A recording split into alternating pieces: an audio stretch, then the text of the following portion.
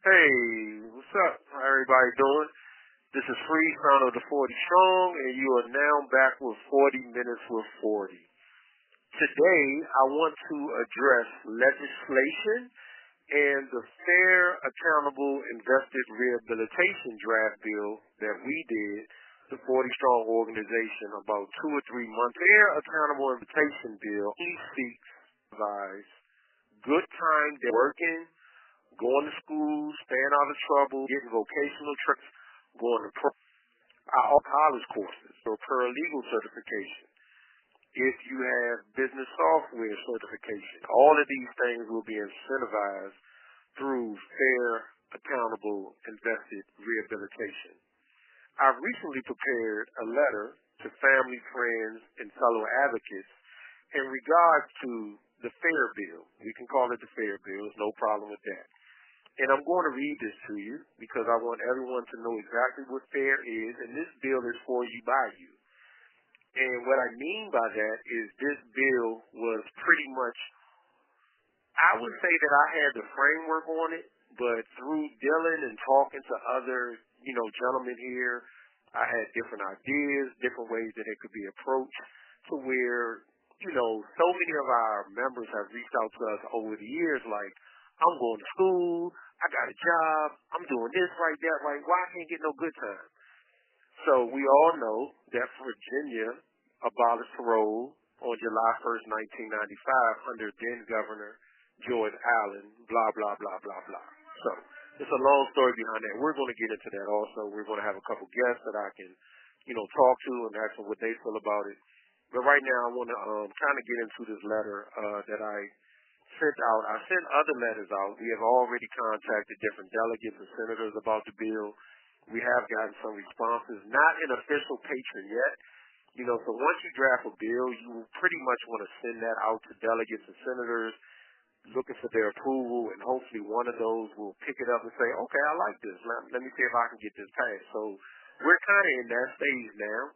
So here's the letter, the most recent letter that I wrote about fair, accountable, invested rehabilitation, dated November 10th, 2025. Dear family, friends, and fellow advocates, I hope you are well.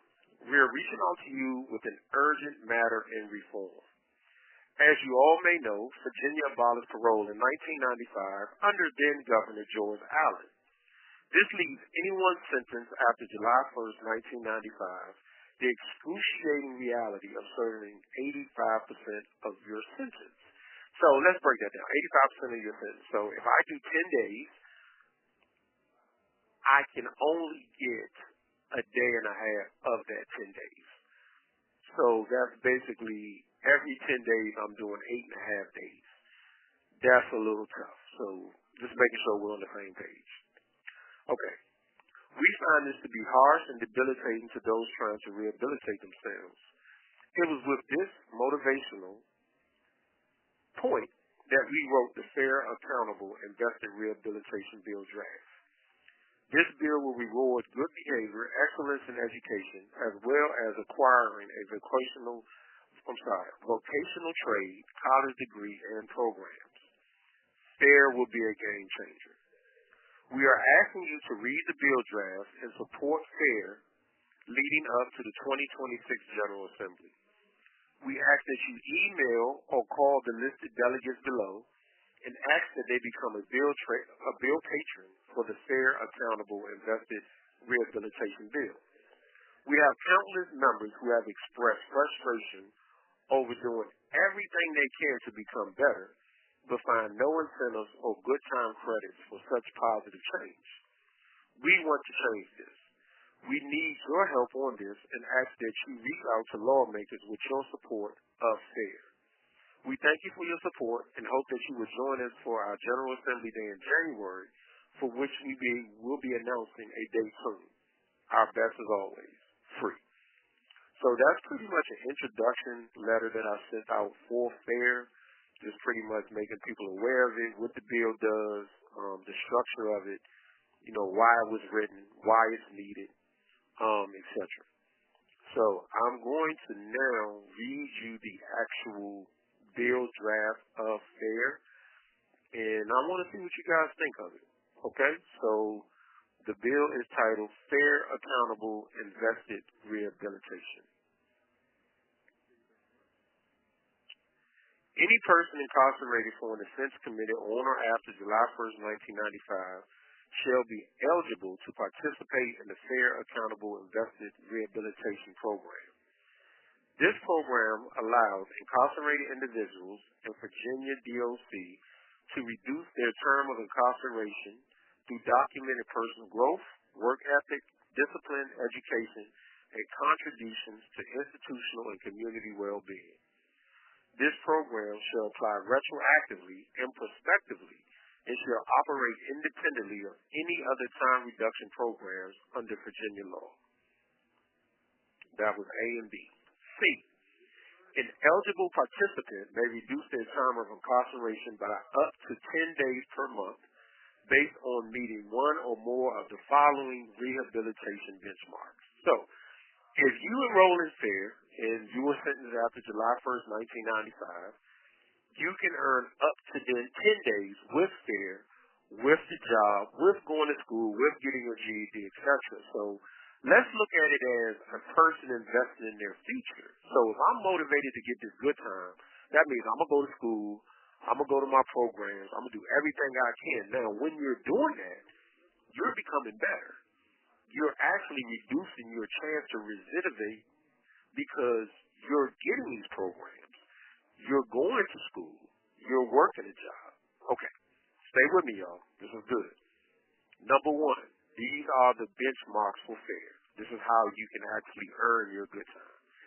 Infraction-free conduct. Continuous period of discipline-free behavior. For 3 or more years, you earn 1 day a month. For 5 or more consecutive years, you can earn 2 days a month. For 10 or more consecutive years, you can earn 5 days a month. Now, this is very important because an infraction can be something as simple as standing up late for count, missing your door when you were at the microwave, etc. So let's not look at not catching an infraction like it's very easy. It's, very hard. It's actually easy to do to catch an infraction. So you're basically walking around every day like, okay, I don't want to get no charge. Let me go ahead and get here. Let me get to my door on time. Let me get out the shower on time. Let me stand for count. So that's infractions. Number 2, employment participation. Work assignment or employment regardless of reassignment or transfer. Let me break that down. So, cumulative time means like if I was at Greenville and I was working a job and I worked a year and a half, but I got transferred to a different facility for whatever that may be. That year and a half will count. And then wherever I get to my next destination, I get a job, say I get another year and a half there. That's 3 years of cumulative time. Just because I got transferred doesn't mean I should miss out on my work. It just means that I left this facility, going to another facility, and these type of things can be verified through your counselor. The counselor has a very, very comprehensive record of each person. And it'll show how many years you worked, how many years you went to school. So it's very easy for the counselors to also look up these benchmarks for FAIR. Okay, for work. If you work 3 or more years, you'll get 1 day a month. If you work 5 or more years, you'll get 2 days a month. And if you work 10 or more years, you'll get 5 days a month. Now, this is very important because your work ethic here will definitely reflect on your work ethic when you're returning to society. So if I can get a person to get up every day, come out here, clean up, do your shower man job, go to the kitchen and work or whatever, you're already instilling that work ethic, that I got to get up, that punctuality into them. This should be rewarded. A day or so a month extra for doing that is investing in security of the facilities. Because if I'm working, I'm staying out of trouble. If I'm part of this FAIR program, I got to keep my job, so I can't get fired. Now, how does that translate to society? Well, if I go home, I've been working for 2, 3 years, 5 years, 10 years now. I can go home and get a job because I'm used to working. I'm used to getting up. I'm used to being accountable. So this is very, very important to the FAIR, accountable, invested rehabilitation. Infraction-free conduct, going right into the employment. This is all self-rehabilitation things. I have to want this. I can't sit around playing cards and chess all day. I have to want to be better. Third thing, number 3, education, vocational trades, and programs. If you receive your GED 2 days a month, I think that's a no-brainer. Everyone needs a general equivalency diploma. That's just the basics that you should need to be able to pay bills, fill out a job application, etc. 2 days a month is not a lot to ask. Let's be for real here. Vocational trades. Completion of 1 vocational trade certification, you'll earn 1 day a month. Completion of 2 or more vocational trade certifications, you'll earn 3 days a month. So that means if you have print shop operator, HVAC, you got electrical wiring, you got roofing, drywall, masonry, you have some places that like you can cut hair, you got the optical lenses, where you can learn how to, create eyeglass lenses and put prescription in glasses. There are a various amount of vocational trades throughout Virginia DOC. So if a person takes that year and a half, which is typically the amount of time that it takes to pass a vocational trade, let's reward them with 1 day of good time. If they get 2 or more, there's nothing wrong with giving them 3 days of good time per month because they are investing. These are things that you can go home with and do. If I can be an electrician here and get my certification, I can have my work, my skills put on display in society. Roofing and drywall, there's always someone building a house. Masonry, there's always someone who needs a house built. Lenses, I can go home and help people get prescription in their eyeglasses. So it's very important that we incentivize people going to get these vocational trades that are very, very helpful and very, very informational. I actually have 3. I have my business software vocational trade. I have my custodial maintenance trade, and I have a printing and print shop operator trade. So I love the classes. Like, it took me about a year and a half, but you really are working with print press operation. Like, these are real print press operation machines. You're learning how to design everything from brochures, pamphlets, flyers, etc. It's very interactive. You have to learn how to operate your computer. When you're doing roofing and drywall, masonry, you're looking at a real carbon copy. I'm not going to say a whole house, but the way the roofing, the drywall, masonry classes are, there's basically the bottom half of a house inside of the class. So you're inside of these rooms. You're learning how to, put bricks up, how to measure, how to do these things. So these are vital tools and skills that can be used in society. Okay, programs. Completion of 5 or more approved personal development or rehabilitation programs, 2 days a month. Completion of 10 or more programs, approved personal development or rehabilitation programs, 5 days a month. So that means if you take 5 programs, they got some pretty good programs. I've been very critical of the programs. Some of them are a little too cookie cutters. So the programs that are very impactful, you have like Victim Impact. I took a class at River North called The Hero Within. You have the Cognitive Skills program. You have a lot of good programs that do have benefits. If you're getting 5 of those, 2 days a month is not a lot to ask because these programs are going to guide you and prepare you to return to society. Anger management. They have substance abuse classes. These things are very important. We have to incentivize these things because if we can motivate people to get up and get in these classes, they're becoming better. Better people make better fathers, better husbands, better wives, which in turn make better families. These better families make better communities. Okay, let me also say this. Vocational trade certifications may include but are not limited to brick masonry, print shop operator, HVAC, barbering, painting and drywall, custodial maintenance, and others that are approved by the Virginia Department of Corrections. Okay, let's do advanced education. This is a good one. Higher education and advanced certification. If someone comes in to DOC and gets a college degree, 4 days a month. Yes, let's clap for that. Hold on, I'm going to put the phone. Look, I'm clapping. I'm clapping right now. If a person applies themselves and sits in their cell in the day or wherever and accomplishes a college degree, an associate's degree, or higher, they should get 4 days of good time a month because now this person has received the education and the skills that they need to go home and become immediately employable. This is a no-brainer.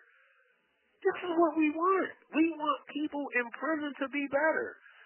Give them a day or two. Give them 3 days extra. Give them 4 days of good time for getting a college degree.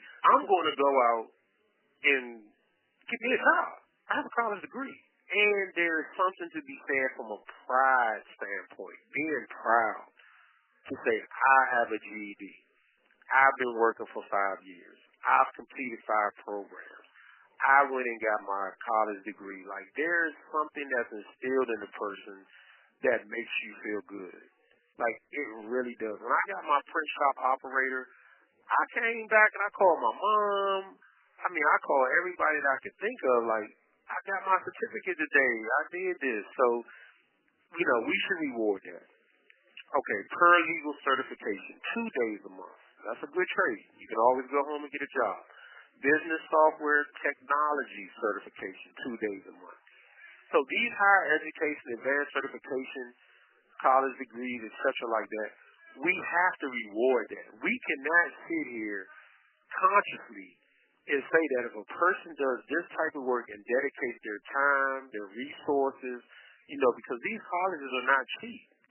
The burden of these colleges and these courses and these credits are usually left to the families because they definitely don't pay us enough.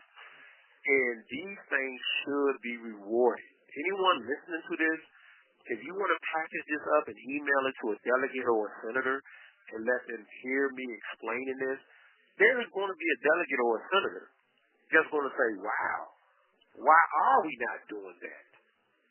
It's a no-brainer. Okay.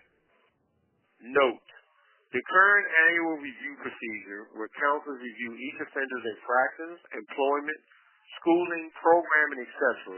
will make the calculation of fair credit simplified and accurate. Now, let me say this. No disrespect to earned service credits. I love the work that was done. Sean Winetta, you have the Humanization Project, everyone, Sisters in Prison, like everyone who worked on earned service credit, I have mad respect for it. The only thing about it is it can get difficult to add it up. Like 65%, it's such a process. You have to go through richness. So many guys come to me all the time like, I ain't got my earned service credit time yet. What are they waiting for? The thing about FAIR, and we want earned service credit. We want to expand it. Let me say that. We want more earned service credit because it's working. The thing about FAIR is your counselor has all the information right there. Listen to me. You need to send this, bottle this up, copy paste this, send this to a senator, send it to a delegate, send it to somewhere so they can understand how easy this would be. Every counselor has everything that you've done right there before they hit, right there. So they say, okay, you worked 3 years. Okay, this is this. You get 2 years, you get 2 days a month for that. Okay, you got your GED. You get 2 days a month for that. It's retroactive, so you got your GED in 2010. Per year, 2 days a month, 12 months, that's 22 days times this. It's right there. It doesn't take a lot. You don't have to bother Richmond, because I can understand how all the calculating time can use resources. These are things that counselors can do. Okay? Let me finish reading the bill now. And I have someone I want to interview. D. The Department of Corrections shall establish clear standards and verification protocols for awarding time reductions under the FAIR program. The department shall develop regulations, assessment tools, and documentation systems to ensure fairness, consistency, and transparency in the application of this program. E. Participation in the FAIR program shall not guarantee immediate release. Any individual whose projected release is affected by the FAIR program shall be subjected to a comprehensive risk and needs assessment and re-entry planning process prior to release. F. The Department of Corrections shall submit an annual report to the General Assembly regarding the implementation of the FAIR program. So that is the bill. If you want the bill, go ahead. You guys, how you say? If you want the bill, that's what you do. You know, you pretty much get it done. You can, have it just like that. There's no problem. Okay, let me say that. And I'm sorry, I just got thrown on. Somebody just asked me something about dinner. So this is the thing about 40 Minutes with 40. It's live. This is what's happening right now. So please excuse me for this moment as I get myself back focused. So that's the bill. We posted the bill on our Facebook, the 40 THEFORTY space strong. A lion logo will pop up. We have posted it. We will post it again in the next couple of weeks.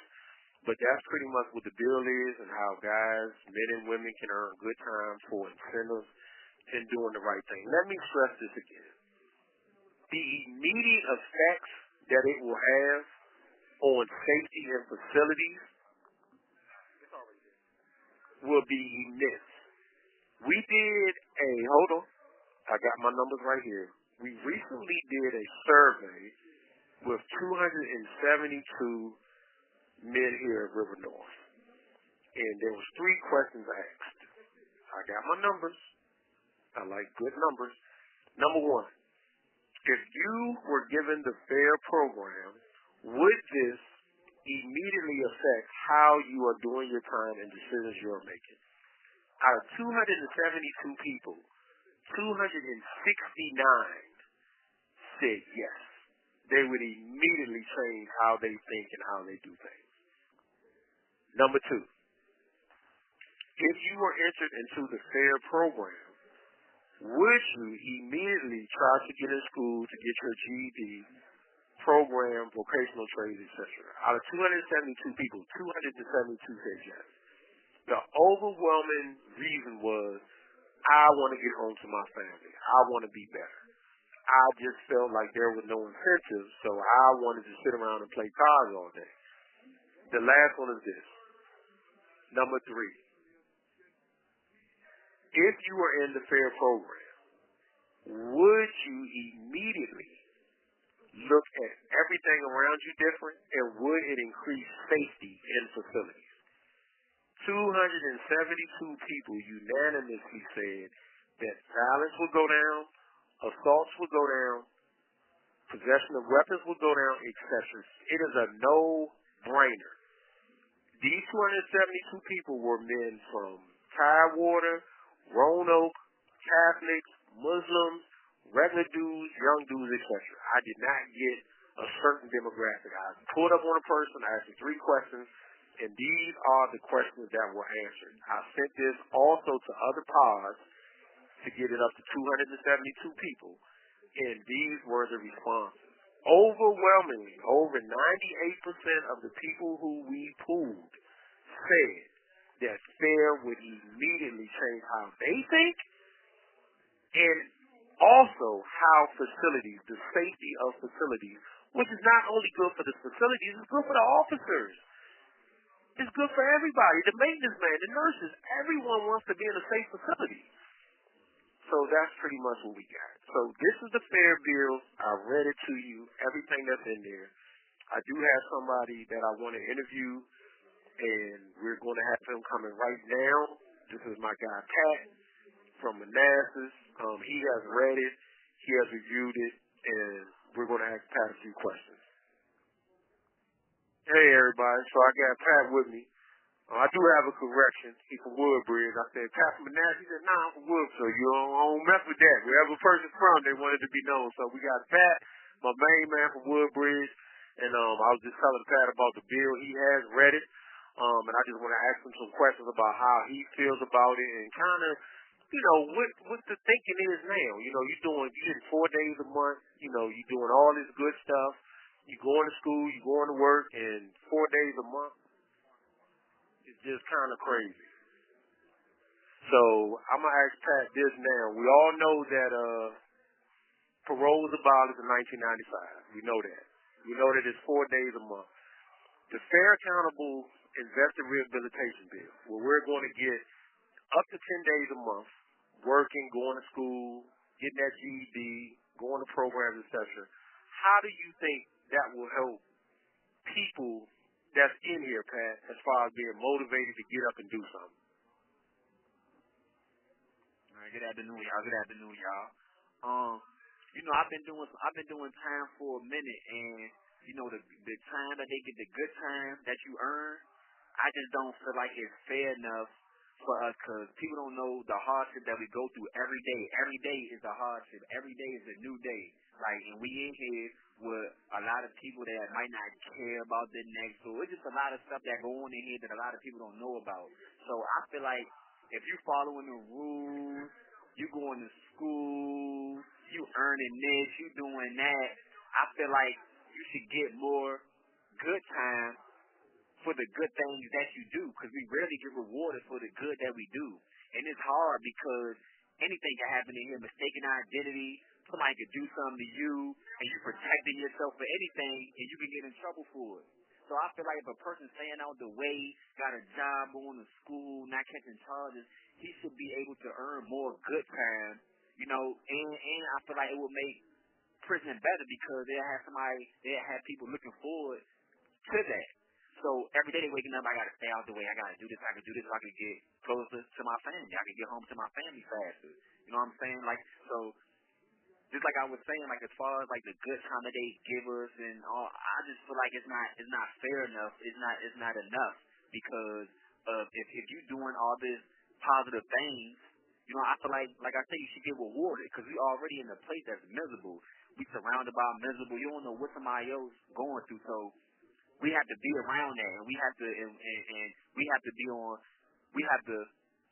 like really be strict on ourselves, like every day and every move, because somebody else can trick your time up.